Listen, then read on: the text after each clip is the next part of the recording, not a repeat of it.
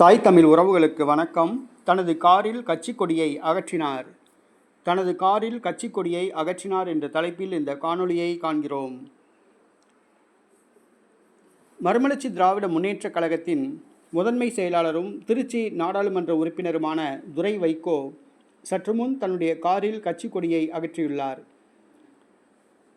வைகோ அவர்களின் மகனான துரை வைகோ கட்சியில் துரை வைகோவுக்கும் மல்லை சத்யாவுக்கும் பிரச்சனை ஏற்பட்டது.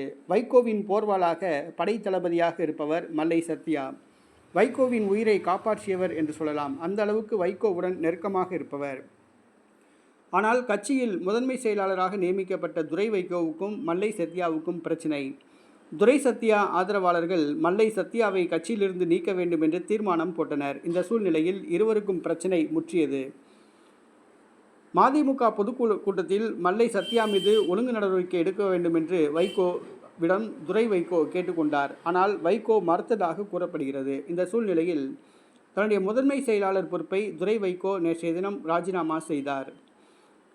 கட்சிக்கு துரோகம் செய்பவர்கள் கட்சியில் உள்ளார்கள் என்று அவர் மறைமுகமாக மல்லை சத்யாவை சாடினார்.